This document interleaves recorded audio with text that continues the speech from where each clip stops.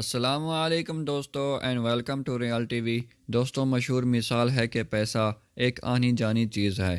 ہم سب نے بادشاہوں کو کچھ ہی لمحوں میں فقیر بنتے ہوئے دیکھا ہے، اور اسی طرح ایک فقیر کو بادشاہ بننے میں زیادہ وقت نہیں لگتا۔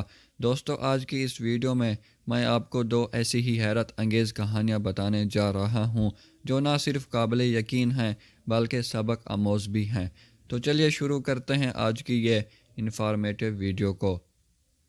80s کی دہائی میں آسٹریلیا میں ڈیوڈ گلیشن نامی ایک انتہائی امیر آدمی رہتا تھا۔ یہ آدمی گولڈ مائننگ کا کام کرتا تھا اور اس کی دولت 3 کروڑ آسٹریلین ڈالرز کے قریب تھی، یعنی تقریباً 300 کروڑ روپے۔ یہ اپنے سارے پیسے اسٹاک ایکسچینج میں لگا دیا کرتا تھا۔ 19 اکتوبر 1987 کو آسٹریلیا کی تاریخ کا بدترین اسٹاک ایکسچینج کریش ہو گیا، جس کی وجہ سے بہت سے لوگ جنہوں نے اسٹاک ایکسچینج میں پیسے لگائے ہوئے تھے وہ سب آخرکار سڑک پر آ گئے۔ ڈیوڈ گلیشن کو بھی کافی نقصان ہوا۔ اگلے کچھ سال اس کے لیے انتہائی سخت تھے۔ اس کو کافی نقصان ہوتا گیا اور اس کی زندگی بکھرنے لگی۔ 1991 میں اس کی فیملی بھی ٹوٹ گئی اور اس کی بیوی نے اس سے طلاق لے لی۔ 1993 تک بڑے بڑے محلوں میں رہنے والا ڈیوڈ بینک کرپٹ ہو چکا تھا۔ اس کے پاس کچھ نہیں بچا تھا، نہ تو فیملی اور نہ ہی پیسے۔ اس نے لوگوں سے دور اکیلے رہنے کا فیصلہ کر لیا۔ تبھی اس کے ذہن میں ایک سنسان جزیرے کا خیال آیا۔ اس کا نام ریسٹوریشن آئی لینڈ تھا۔ ڈیوڈ کبھی یہاں ہوٹل بنانا چاہتا تھا، لیکن ظاہر سی بات ہے کہ اب ایسا ممکن نہیں تھا۔ اس نے آخرکار فیصلہ کیا کہ یہ تمام لوگوں سے دور اس سنسان جگہ پر اکیلا رہے گا۔ 1997 میں ڈیوڈ اس جزیرے پر آ کر رہنے لگا۔ اس کو کچھ نہیں پتا تھا کہ یہ ادھر کیسے رہے گا، لیکن یہ واپس جا کر لوگوں سے بھرے ہوئے شہر میں رہنا نہیں چاہتا تھا۔ کبھی گولڈ مائننگ کا کام اور اربوں روپے کا مالک ڈیوڈ اب انتہائی خستہ حالت میں تھا۔ اس جزیرے پر بجلی اور پینے کا پانی نہ ہونے کے برابر تھا۔ اس کے علاوہ یہ جزیرہ خطرناک جانوروں کا بھی گھر تھا، جن میں سانپ اور مگرمچھ شامل تھے، لیکن ڈیوڈ نے کسی چیز کی پرواہ نہیں کی تھی۔ اس نے اپنے لیے ایک چھوٹا سا لکڑی کا گھر بنایا اور اپنے پالتو کتے پولی کے ساتھ یہاں رہنے لگا۔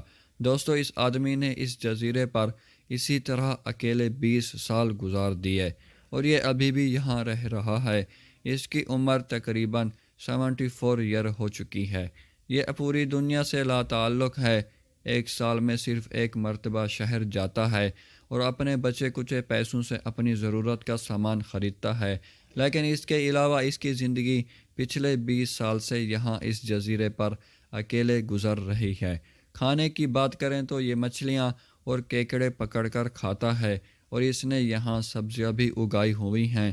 اس کا کہنا ہے کہ اب اس کی ساری زندگی اس جزیرے پر گزرے گی اور یہ مرنا بھی اس جزیرے پر چاہتا ہے۔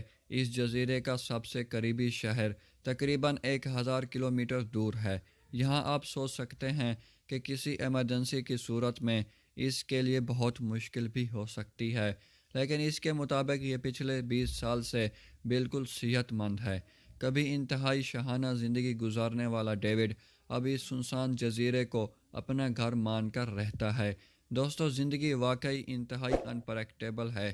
ہم کیا کیا پلان بناتے ہیں، لیکن ہمیشہ ویسا نہیں ہوتا جیسا ہم نے سوچا ہوتا ہے۔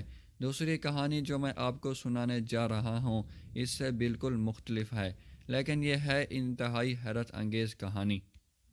یہ کہانی فرانس میں رہنے والے ایک ارب پتی آدمی موحد الطراد کی ہے۔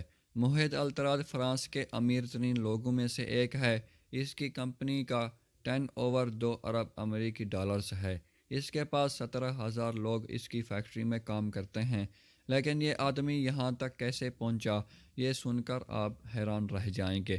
موحد الطراد فرانس میں پیدا نہیں ہوا تھا، بلکہ یہ شام یعنی سیریا میں پیدا ہوا تھا۔ اس کا باپ ایک چرواہا تھا جو بکریاں چرا کر اپنی گزر بسر کرتا تھا۔ یہ لوگ ایک صحرا میں رہتے تھے۔ موحد جب 13 سال کا تھا تو اس کی والدہ کا انتقال ہو گیا تھا۔ اس کے باپ کو اس میں دلچسپی نہیں تھی اور اس لیے موحد اپنی نانی کے پاس شام میں رہنے لگا۔ انتہائی غربت میں بڑے ہونے والے محد الطراد کو پڑھنے کا بے حد شوق تھا۔ اس کی نانی اس کی پڑھائی افورڈ نہیں کر سکتی تھی، لیکن محد کو پڑھنے کا جنون تھا۔ یہ ایک ٹاپر سٹوڈنٹ بن گیا اور اس جنون نے اس کو فرانس کی ایک یونیورسٹی میں سکالرشپ دلوا دی اور یہ فرانس میں رہنے لگا۔ اس کو فرانس کی زبان بھی نہیں آتی تھی، لیکن اس نے جذبے کی کمی نہیں کی۔ اس نے فرانس کی زبان اور انگلش زبان میں ماسٹر کیا۔ اس کے علاوہ اس نے کمپیوٹر سائنس میں پی ایچ ڈی بھی مکمل کر لی۔ اس کو ابوظہبی میں ایک بہت اچھی جاب بھی مل گئی، جس میں گاڑی، گھر اور اچھی خاصی سیلری بھی شامل تھی، لیکن یہ 4 سال تک یہ نوکری کرنے کے بعد فرانس واپس آ گیا۔ محد الطراد نے فرانس واپس آ کر ایک بینک کرپٹ کمپنی خرید لی، جو انتہائی نقصان میں جا رہی تھی، جو کنسٹرکشن سروس کی فیکٹری تھی۔ اور دوستو، پھر اس آدمی نے پیچھے مڑ کر نہیں دیکھا۔ اپنی محنت سے اس نے اس فیکٹری کو الطراد گروپ میں تبدیل کر دیا، جس کا اب یہ مالک ہے۔ جیسا میں نے آپ کو بتایا کہ الطراد گروپ میں اس کے لیے 17,000 لوگ کام کرتے ہیں۔ یہ فرانس کے امیر ترین لوگوں میں سے ایک ہے۔ شام کے صحرا میں ایک غریب گھرانے میں آنکھ کھولنے والا محد الطراد اپنی محنت اور لگن سے آج فرانس کے طاقتور ترین لوگوں میں سے ایک ہے۔ دوستو، ان دونوں کہانیوں کا ایک دوسرے سے ویسے تو کوئی تعلق نہیں ہے، لیکن اگر سوچا جائے تو ان سے ہمیں بہت کچھ سیکھنے کا موقع مل سکتا ہے۔ دوستو، مجھے امید ہے کہ آج کی یہ ویڈیو آپ کو اچھی لگی ہوگی۔ اگر یہ ویڈیو پسند آئی ہے تو لائک کر دیں، اور میری ایسی انٹرسٹنگ ویڈیوز دیکھنے کے لیے میرے اس چینل کو بھی سبسکرائب کر دیں۔ اپنا بہت سارا خیال رکھیے گا۔ اللہ حافظ۔